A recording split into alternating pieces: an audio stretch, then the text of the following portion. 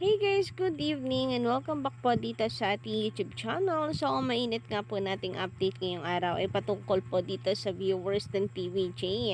Ayan, na talagang sinasampal po ng katotohanan ng TVJ itong Tape Inc. Sapagkat grabe sila kumakapag-fiesta, no? Akala mo naman na ay patas ang labanan. Kaya sila'y tuwan-tuwa na ang taas po ng kanilang ratings. Na sa wakas, natalo po nila ang TVJ dahil sa ratings nila nitong nakaraan.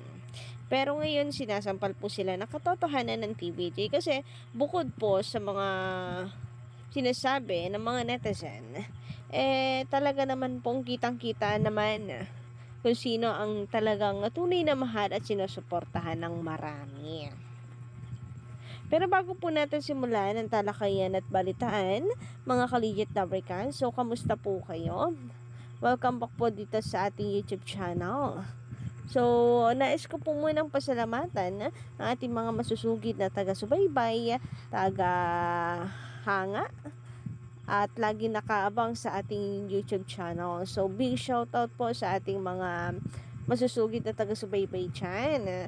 Narito na naman nga po si Gandara, ang inyong ka-legit Dabricans, na maghahatid sa inyo ng mga legit, mga nagbabaga, mga latest update hinggil po sa TVJ and legit Dabricans. Kaya naman kung kayo po ay bago lang dito sa ating YouTube channel, ngayon lang po kayo napadaan dito, maaari po ninyong pindutin ang subscribe button para gabi-gabi tayo po ay tatambay muna dito para makinig at makibalita po sa atin.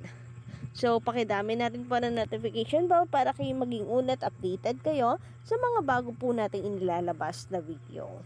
And eto na nga, pag-usapan na nga po natin ang tungkol dito sa naging performance ng Facebook ng TVJ ngayong araw. So, congratulations kasi naka 500,000 views po sila. So, kalahating milyon po yan kung tutuusin. Napakarami. Ibig sabihin, marami pa rin po talaga, no, ang team online. Nanonood online, bukod pa po yan sa telebisyon. So, hindi man kasama sa ratings, sabi nga po ni Tito Sen, hindi man yan kasama sa ratings, pero sobrang natutuwa po sila. Kasi meaning po niyan, marami ang hindi nakakapanood talaga sa TV, kaya online, sa online na lang umaasa. And then, at the same time, syempre, yung mga team abroad, na team replay. Ayan. So, narito, isasampal po muna natin sa Tape Inc. na mayroon lamang 29,000 views. Ayan ha, sasampal po natin sa Tape Inc. At of course, sa supporters, yun lang naman po may ingay yung supporters po ng Tape Inc. na pinagtatawanan ng TVJ, na kesyo akala raw ng TVJ ay milya-milya ang kanilang lamang. Hindi naman raw. Kasi ang totoo niyan, sila daw po talaga ang tunay na number 1. So, eto, from 29K versus 276K ng TV5. O, ayan, isang Facebook page lamang po yan ha. Parang bigla pong nasampal, bigla pong nilagapakan, binagsakan ng TVJ ng napakarami pong online views. 276K ba naman versus 29K. Sino po ang hindi matatawa sa naturingan o tinatawag po nila na number 1 dahil sila ang pinaka marami raw pong ratings. Kung pagsasamahin lang daw sana ang urban at rural areas, tahob daw po talaga ang EAT dito sa Itbulaga Tape dahil imposible daw na matatalo ng TVJ ang Tape Inc. dahil ang Itbulaga Tape ay nasa may pinakamalawak na coverage. So, yun na nga yun nga masaklap dun sila ang nasa may pinakamalawak na coverage, pero tingnan nyo naman parang suntok sa buwan pa kung sila po ay maka number 1 sa TV ratings. Kung hindi pa po sumama ang signal, sumama ang panahon, ay hindi po sila makakachamba. So, dito po sa TVJ, ganun din, naka 276,000 views po sila. So, kung pagsasamahin nga po yan, ay mahigit kalahating milyon. Kaya naman, congratulations sa TVJ. Samantala, sabi naman dito ni Keta Mechi sa kanyang komento, big shoutout sa iyo and magandang gabi.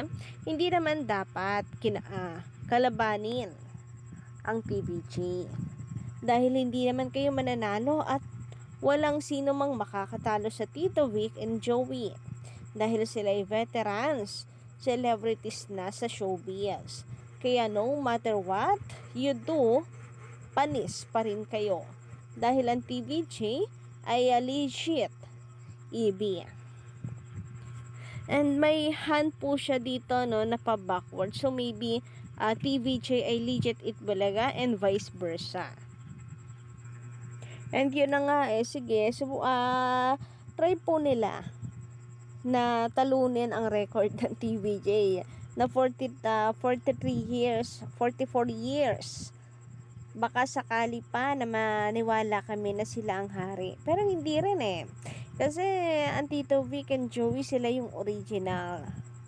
So, hindi na po yan mawawala sa history, hindi na mawawala sa puso ng marami. Kaya sabi dito ni Miss Kat, no matter what you do, panis pa rin kayo. Samantala, sabi naman ni Sir Rolando AC, ayan, akala ko si Isko lang ang karespeto sa Tape Bulaga. Yun pala, mas masahol pa siya kay Paulo. So, siguro dahil po ito sa napapabalitang politika ganyan na ginagamit ang Itbulaga. So, may mga ganyan pong usap-usapan din kasi sa social media dahil nga yung survey ay pinag-uusapan na rin. Yung senatorial survey na kung saan ay nandawit ang pangalan or nakasama ang pangalan po ni Yorme Isko. Kaya yun po ang kutob ng ilang netizen. Sabi naman dito ni Miss Jennifer Pasio, we gain something from knowing what is righteous in anything. So, mukhang alam ko na to kung para kanino ang komento. So, parang may lumabas po kasing picture. Hindi natin alam kung hindi kasi tayo, wala kasi tayong pakialam dito kina Vice Ganda. So, pag nag-scroll lang tayo sa social media, nadadaanan natin na kung saan nakasulat to, naka-yellow siya, na you don't gain anything from hating us. Yun ba yun? At ang sagot dito, we gain something from knowing what is righteous in anything. Sabi ni Jennifer Pasio. Pagpatuloy pa po natin, as well Vice, we're not haters. We only expressing how we feel about the unpleasant acts you did and your jokes na nakakasakit ng damdamin yan. Kasi nga, yung mga digit fabricants, kahit pa paano nakikita pa po nila ang Showtime at EAT as very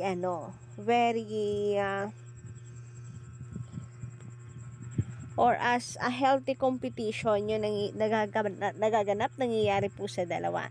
Unlike sa EAT and Tape Inc. na talagang personalan po ang labanan. Hindi healthy yung kompetisyon kung kompetisyon talaga. Laban kung laban. Labanan kung labanan. Gera kung gera. Kaya nga napunta po yan sa korte. Anyway, yun nga ang point ng mga legit fabricants din na nakikita pa nila ang Showtime at EAT as healthy competition. At mas gusto pa nila na ang katapat ng EAT ay Showtime ang kalaban.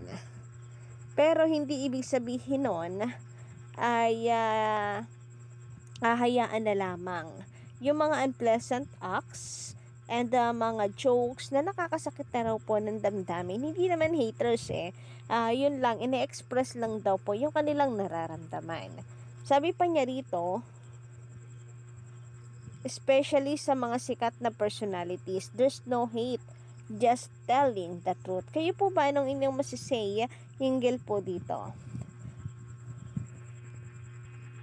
Samantala, ayon naman po kay Sir Nathan Wade De Vera, magandang gabi, stay safe and healthy. Shout out po sa inyo and thank you kung nanonood ka rin po ngayon. Gawa ng paperless na gawa ang paperless na magpapahinto sa iyo o sa inyo Vice na it's showtime. You make your day. Yun po ang masaklap doon at malamang po niyan kung sakasakali po na totoo at kung sakasakaling mangyari po, yan ay mukhang dadami po ang haters ng TVJ dahil sa mga panatiko ng showtime na ngayon pa lang ay gigil na gigil sa EAT dahil feeling nila kinakasabwat ng EAT ang MTRCB para patalsikin, sipain, pawalain, pa-terminate ang It's Showtime sa noontime. So kayo po, anong inyo? Sana wag pong mangyari, no? Sana wag naman dahil wala namang kinalaman po ang TVJ.